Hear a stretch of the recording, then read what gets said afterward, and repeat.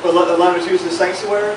I want to thank my pastor for coming and just supporting me, just helping get my ministry started. I want to thank the whole church for coming out tonight and just supporting me. I want to thank all the young people in this section. I want to feel a move of God tonight. That's blessing to step out and go there. I come to a church that is alive. I'm going to come to a church that is alive and well and moving. I don't serve a dead God. I don't serve somebody that's still in the tomb. I know that Jesus Christ is still alive today. I just want to thank everybody for coming tonight. And I was going to go ahead and go into my scripture, 2 Samuel 6 and 12.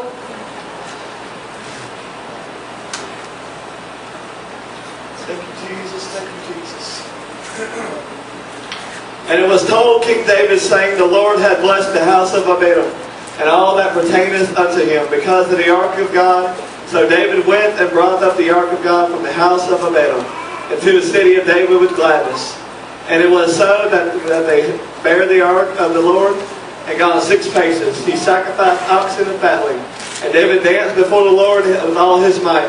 And David girded with linen ephod. And so David and all the house of Israel brought up the ark of the Lord with shouting and with sound of a trumpet. And as all the ark of the Lord came into the city of David, Micah, Saul's daughter, looked through a window and saw King David leaping and dancing before the Lord, and she despised him in her heart. And they brought in the ark of the Lord and set it in his place in the midst of the tabernacle that David had pitched for it. And David offered burnt offerings and a peace offering before the Lord. And as soon as David made an end of an offering, burnt offering and peace offering, he blessed the people in the name of the Lord of hosts. And he dealt among the people, even among the whole multitude of Israel, as well as the women and men, to every one a cake of bread and a good piece of flesh, and a flagon of wine. So all the people departed, everyone to his house. Then David returned to bless his household, and Micah, Saul's daughter, came out to meet David and said, how glorious was the king of Israel today, who uncovered himself in the eyes of the handmaids of the servants as one of the vain fellows shamelessly uncovered himself. Uncovering in this term means that he took his pride off. He took himself down and he put himself in humility before God. He was not ashamed of what his name was. He was not ashamed who he served that night. He was not ashamed of what God, or what people think of God. He thinks he was God. He depends on his worship to work him into heaven. He depends on his walk with God to get him into heaven. He ain't worried about what someone says about him in church. Whenever he starts dancing and worshiping before the ark of the Lord. The ark of the Lord is a sacred covenant that holds the 10 commandments. That's what it is. And it comes into the city and blessed Obed for 3 months. And David wanted the same blessing when it came into the city. He danced before the Lord because he wanted a blessing. He wanted more from God. He didn't want the same thing over and over again. He wanted to step out by faith and changing something.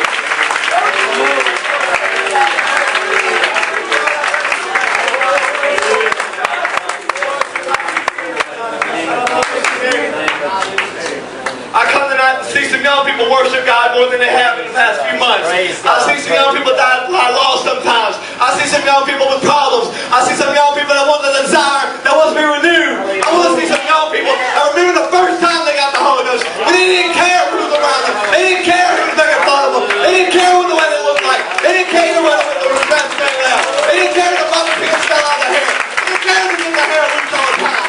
They didn't care to go to a prayer meeting instead of a Wednesday night. They didn't care to get out the door in there. They didn't care to go to youth service on a Friday night, but they could be out in town getting drunk. I didn't care, but I could smoke weed and just live in this world. The world will not satisfy you. You can gain the whole world and lose your soul.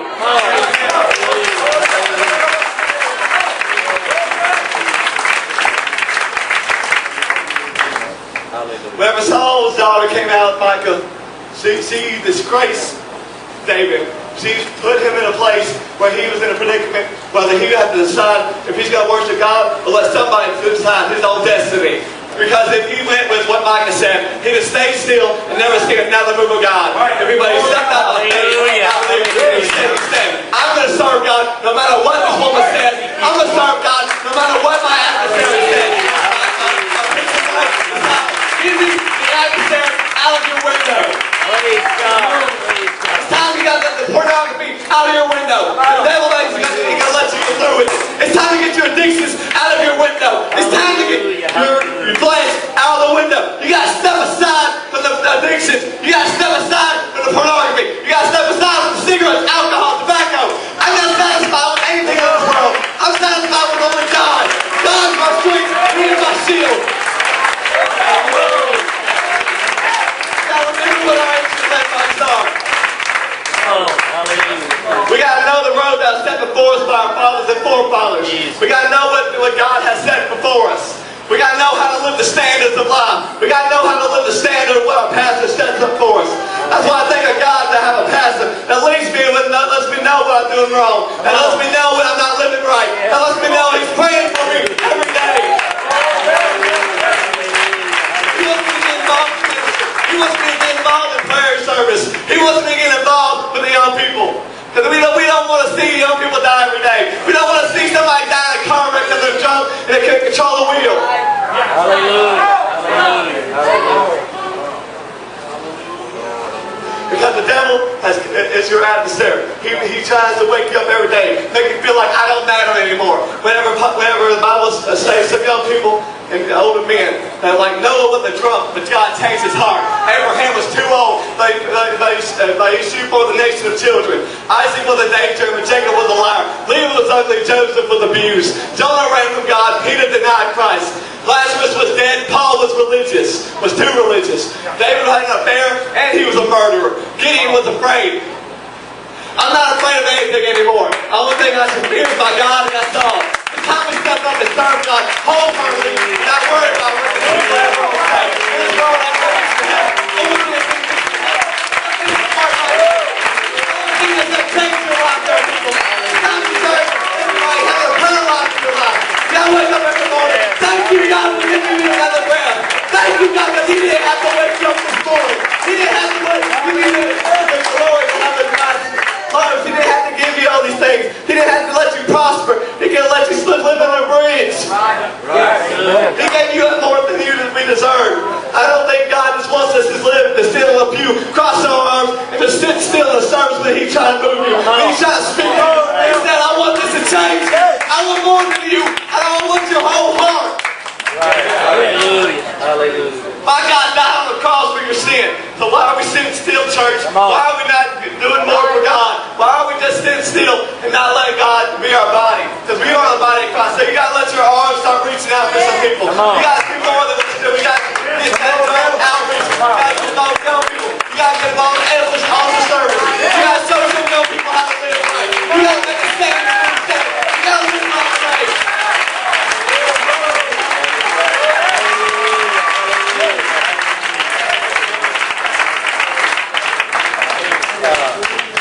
That's why we got to come to an altar. We got to repent. We got to die daily, as Peter said. Because the enemy will steal, kill, and destroy. He's come to steal your praise. He's come to steal your worship. He's come to steal your walk with God. He wants to see you die before Him. He wants to see you die for God. He wants to see you backslid. He don't want to see you go to church every morning. He don't want to see you pray every day. He wants to see you change in the world. He wants you to go to hell and be another drunk in the sky. That's like other people involved that didn't serve God. The ones who betrayed Him. Right. Good. I thank God for what we feel here. I thank God for what we have before us. Because if it weren't for this, we wouldn't be here. We wouldn't have this feeling. I thank God for a cross I can go to every day. I say, God, forgive me. God, just forgive me of this sin, God. I don't want to feel like this anymore. I don't want to hang this adversary over me to say that you can't do nothing with your life. You're nothing before me. You ain't nothing to this world. You're not important anymore. I say, God made me important. He made me something I never thought I would be. 5 years ago, I just got to the field. I was just sitting at home and nothing. I started reaching out more. I do more for God now than I ever did. I ever dreamed of when I was young. I would never dream I'd be a preacher. But look what God did. Change my family. We were all backslid. Most of us were always drunk every day. That's why God changes us. He wants to see a change in all of us. He wants to see a change in our young people. And we want to serve God wholeheartedly.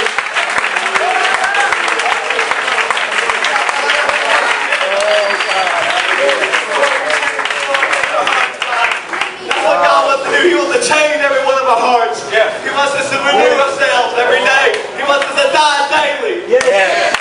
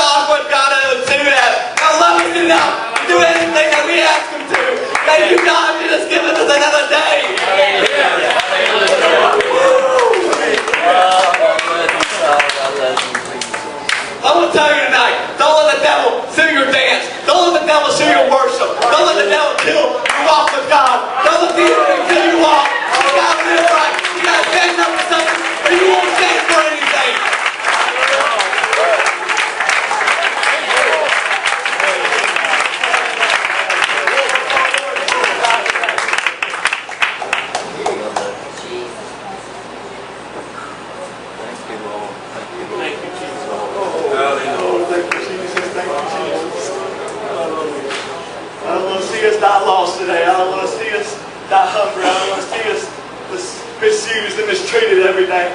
I don't want to see us abused by the devil. I don't want to see the devil win one more battle, because the devil knows where he's going in the end times. He knows what his destiny is. He just don't want to face it. We got to face what our destiny is. We got to choose whether we're going to heaven or we're going to hell. We got to choose our destiny today. If we're going to serve God or serve hell. We can't serve two masters. The double-minded man is crooked in all his ways. We got to serve God with all hearts.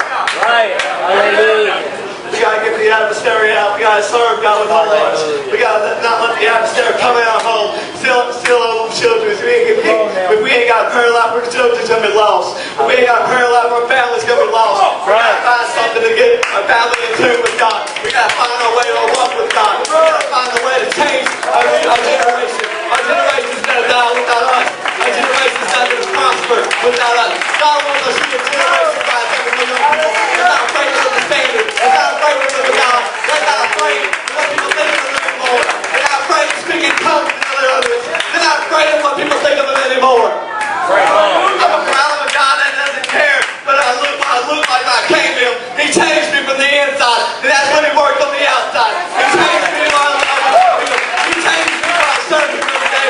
He changed me while I went up with him. Thank you, God, for the day I can serve you. Thank you, God, for the day I can worship you.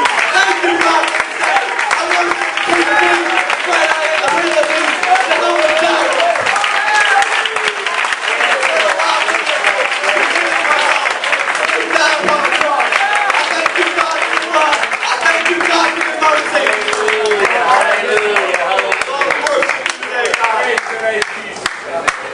Lord, you're holy and righteous, God. I love you, Jesus. Thank you, Jesus. So as we go to bed at night, you got to remember this. The adversary cannot stand at your window anymore. You will not prosper when the adversary controls your life with addiction. If we will not prosper anymore, whenever we had the adversary saying, you will always be a drunk. You will be just like your parents. You will never prosper. You always fail at everything. No. I will prosper because my God just made a way. My God made a way where there is no way. That's right. Woo.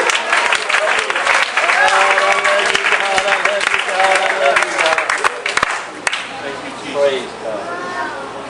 I'm done with this close. I'm not a long-winded preacher, I know. But we got to change our hearts, young people. We got to remember that the adversary is here to kill, to steal, kill, and destroy. He doesn't want to see your life prosper. He doesn't want to see your family saved. He doesn't want to see you walk with God and grow. He doesn't want to see you prosper with God. He wants you to fail. He wants you to just not live for God anymore. He wants you not to make it to heaven. He wants you to serve Him wholeheartedly. But God says, this is my child. This is my king. He's there to my soul. He has from the blood running through his veins. This is not a dead church anymore. You're alive. You got to live for God today. How many young people are tired of living the way they are? How many young people are sick and tired of the enemy's games? Whatever they say, I'm too scared to do this anymore. God will give you strength if you have none. God will give you a shield if you have no weapon to hold back the enemy. God wants to see you grow in God.